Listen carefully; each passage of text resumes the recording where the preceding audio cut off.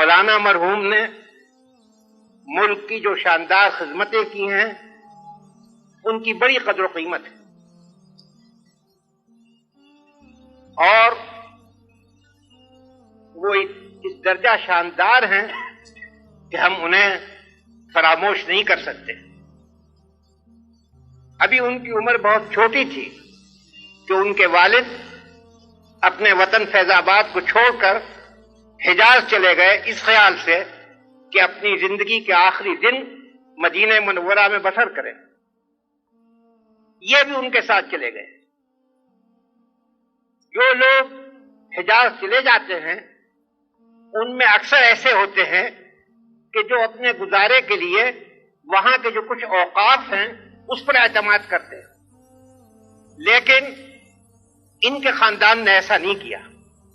انہوں نے وہاں مدینے میں بساتی کی ایک دکان کر لی تھی، اور اس سے جو آمدنی ہوتی تھی اس سے اپنے خاندان کا گزارا چلاتے تھے۔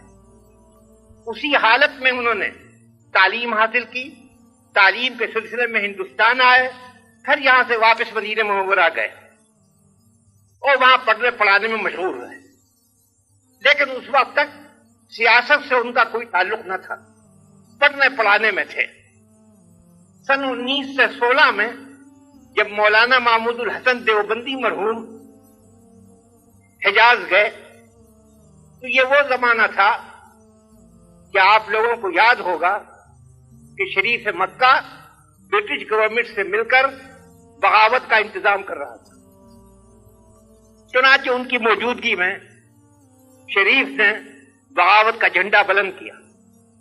ظاہر ہے کہ مولانا محمود الحسن اس کو برداشت نہیں کر سکتے تھے، کسی نہ کسی طرح یہ خبر نکل گئی کہ وہ اس کے مخالف ہیں۔ شریف نے انہیں گرفتار کیا اور جدے لا کر برٹش کونسل کے حوالے کر دیا۔ گرفتاری صرف ان کی تھی، لیکن مولانا حسین احمد جو ان کی خدمت میں رہتے تھے انہوں نے پسند نہیں کیا کہ وہ الگ رہیں، انہوں نے بھی اپنے کو پیش کیا۔ چنانچہ ان کو مالٹا میں لا کر رکھا گیا۔ جب لڑائی ختم ہو گئی اور مولانا محمود الحسن اور ان کے ساتھیوں کی رہائی کے لیے ملک میں صدائیں اٹھیں تو گورنمنٹ نے انہیں رہا کیا۔ اس وقت یہ ہندوستان آئے۔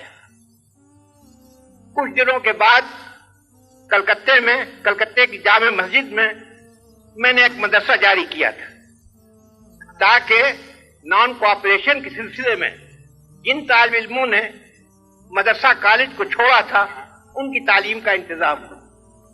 وہاں ان کو مدرس اول مقرر کیا گیا، وہاں کام کرتے رہے، لیکن سیاسی جلسوں میں بھی شریک ہوتے تھے، مگر زیادہ انہوں نے ایکٹیو پارٹ اس وقت نہیں لیا۔ لیکن سن 1930 کے بعد انہوں نے اپنے تئیں آزادی کی لڑائی کے لیے وقف کر دیا، اور کانگریس کی کوئی تحریک ایسی نہیں ہوئی کہ جس میں انہوں نے مردانہ وار حصہ نہ لیا ہو اور شاندار قدم نہ اٹھایا۔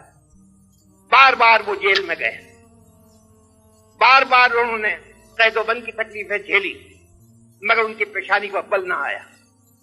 اس سے بھی بڑھ کر جو چیز یاد رکھنے کے قابل ہے وہ مصیبتیں ہیں جو انہوں نے لیگیوں کے ہاتھوں سے اٹھائی۔ سن 45 میں جب الیکشن ہوا تو کانگریس کے امیدوار بھی کھڑے کیے گئے۔ چنانچہ مولانا حسین احمد مرحوم نے ملک کا دورہ کیا اور ہر جگہ لوگوں سے اپیل کی کہ جو کانگریس کے امیدوار ہیں ان کو ووٹ دیں۔ اس پر لوگوں نے جس غیر شریفانہ طریقے سے بعض مقامات پر ان کی مخالفت کی، حتیٰ کہ ضلع ہگلی کے ایک مقام پر تو ان کی جان کے لالے پڑ گئے تھے۔ اگر ریلوے پولیس نے مداخلت نہ کی ہوتی تو ان کے لیے جان کا خطرہ پیدا ہو گیا تھا۔ آپ کو یاد ہوگا کہ اس زمانے میں لیگیوں نے یہ کیا تھا کہ عوام کو دھوکہ دے کر مذہبی پاگل پن اجاگر کیا جائے، اور جاہلوں میں جب مذہبی پاگل بند پیدا ہو جائے تب اس کی کوئی حد نہیں ہوتی.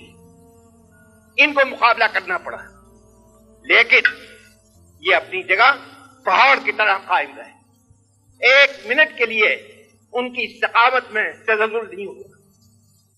پھر اس کے بعد یو پی کا انہوں نے دورہ کیا. وہاں بھی بعض مقامات میں پتھر پھینکے گئے، لیکن وہ اسی طرح اپنی جگہ قائم رہے اور جو انہوں نے روش اختیار کر لی تھی اور جس کو وہ اپنا ایمان سمجھتے تھے اس پر برابر قائم رہے. اور آخر میں دنیا سے گئے تو اسی یقین، اسی استقامت کے ساتھ گئے. ان کی ذات بہت مغتنم تھی. ان کا انتقال ایک قومی نقصان ہے، اور مجھے یقین ہے کہ آپ سب لوگوں کے دل میرے ساتھ ہوں گے جب میں یہ کہتا ہوں کہ ہم ان کی وفات کو ایک قومی نقصان سمجھتے ہیں اور ان کے لیے درگاہ خداوندی میں دعا کرتے ہیں کہ اللہ تعالی ان کی روح پر اپنی رحمت نثار کرے.